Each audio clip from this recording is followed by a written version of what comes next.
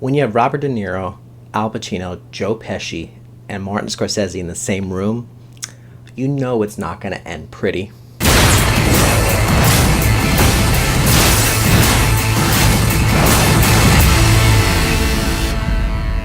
It's going to happen. Either way, he's going.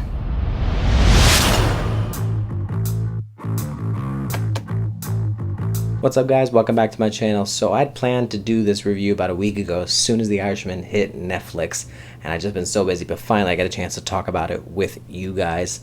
I have to say, I love Scorsese, first of all. I love all of his movies for the most part, and if this was, for argument's sake, his final film, if he were to have retired after this, I think this would have been the best way to end his career. I mean, hopefully this isn't his last movie, but if it was, what a great way to end such a great career of so many classic films that he has done throughout the last few decades. But before I go any further, tell me in the comments below, what did you think of The Irishman? If this is your favorite Scorsese movie out of all of the great many movies that he has made.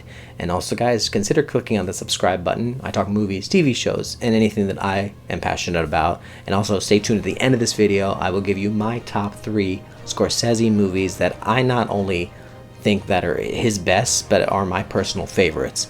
But in the meantime, let's talk The Irishman. The Irishman tells the story of Frank Sheeran and his life as a mob hitman. Starting in the 1950s as a truck driver, gets involved with Russell Bufalino and his Pennsylvania crime family. As Sheeran climbs the ranks to become a top hitman, he also goes to work for Jimmy Hoffa, a powerful teamster tied to organized crime. Though this movie plays out like so many of his other films, especially his gangster type movies, it does go deeper into the fact of telling the story of a particular character and looking at their life before and way after as that certain mobster or gangster.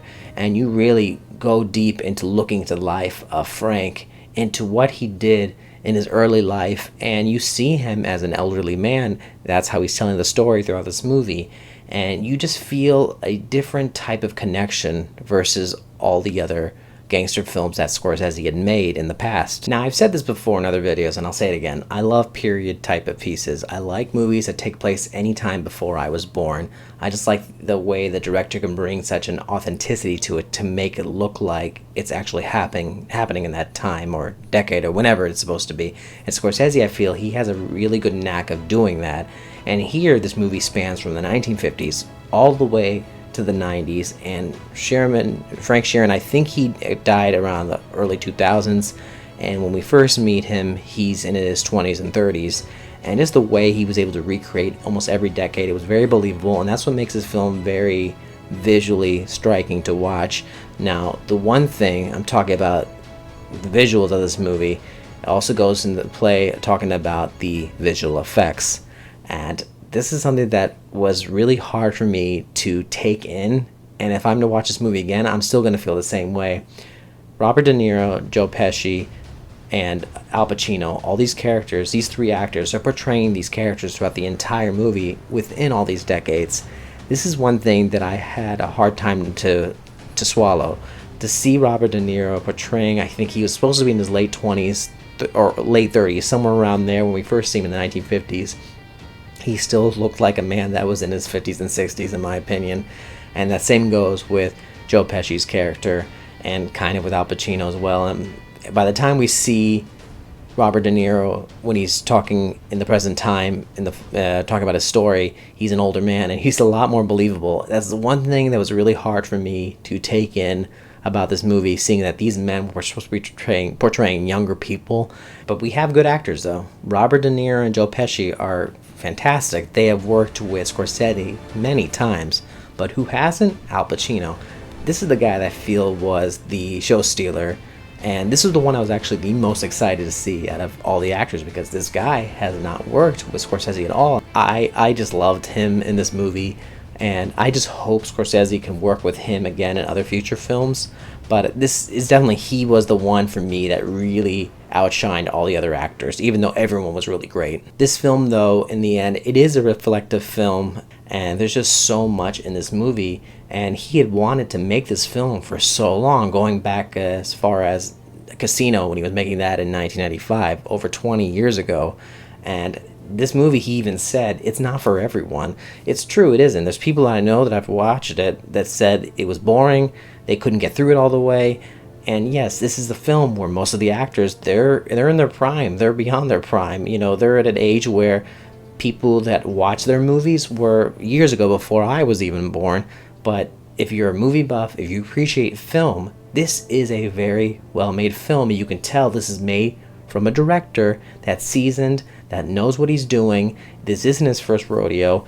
He knows how to, he has his craft molded. He knows what he's doing. He's still learning new things, Scorsese, but you can tell, even if you've never seen a Scorsese film and you know that he's made other movies before but never seen any of them, you can tell from watching this movie that this is made by a master, by somebody that is experienced as a professional. But if you did like The Irishman, I have 3 recommendations that you may or may not have seen, especially if you are a Scorsese fan. You may have seen these movies already. But these are 3 movies that I feel that are my favorite films, but I think that show his best work.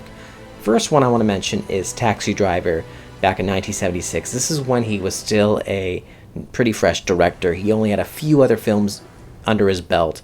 This was the one I think that really put him on the map. And this is a movie that I think, and it's quite obvious, that Todd Phillips took inspiration in order to make his film Joker. And this film is just a story of, once again, Robert De Niro's in this film. And he's a man that is just lost. He's from the Vietnam War. He just left the war. He's a taxi driver now, and it's all about isolation. He doesn't know what to do with his life, and it just explores what insanity can bring you to. And it's just all around a great film. It really showed you what this director was capable of during this time, and just gave so much opportunity for what we would expect to see throughout the next many years. The second movie is 1990's Goodfellas. This is the one I feel is possibly his best gangster film out of all the gangster movies that he has made, because that's a bulk of his movies. There's just so much that happens in this movie. It's not as long as The Irishman, but I wouldn't mind it if this movie was a bit longer. And once again, you have Robert De Niro and you have Joe Pesci in this movie as well. It's such a great cast, also based upon a true person. And it's just so much happens in the movie. This movie is a bit more violent. That's another thing about Irishman. It's not as violent as other films, but this movie is pretty violent.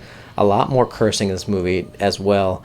But it's just such a great film. And this is one movie that everyone looks back on when you were talking about gangster movies, period. Not just for Scorsese, but any gangster film. This is one that I just recommend to anyone. And number 1, this is a movie that maybe not everyone will pick as their number 1, but this is my personal favorite, The Aviator with Leonardo DiCaprio in 2004. There's something about this movie that I love. Once again, period pieces. I love the era this takes place. It's talking about Howard Hughes, probably one of the most interesting figures in history. He was an aviator, he was a filmmaker, and it's just something that really spoke to me when I saw this movie. And this is another film that's almost about 3 hours long, but everything from the visual effects, from just the visual itself, the costume designs, the art direction, the acting. You have Kate Blanchett, Leonardo DiCaprio. It tells the story of these movie stars that are being portrayed by actors of our time. It's just so much that I loved about it, because it's also about movies. And if you're a movie buff, you'll appreciate this type of stuff. But I love the era, specifically when he's talking about when they're in the 1930s and 40s. I just love how this movie is made. And it's not a gangster film. It's not his typical type of movie, but it does show the type of characters that he does portray in his films. This is just one that I really recommend anyone who hasn't seen this yet. If you watch Scorsese's pictures and you haven't seen The Aviator, please let this one be on your list, because I even feel this is one of the best films of the early 2000s. Thank you guys so much for hearing my thoughts on The Irishman and my top 3 Scorsese films. Hope you check them out. Don't forget to give this video a like if you like my thoughts on this, and don't forget to comment below, tell me once again what you thought about The Irishman, and subscribe so we can talk movies, TV shows, and more.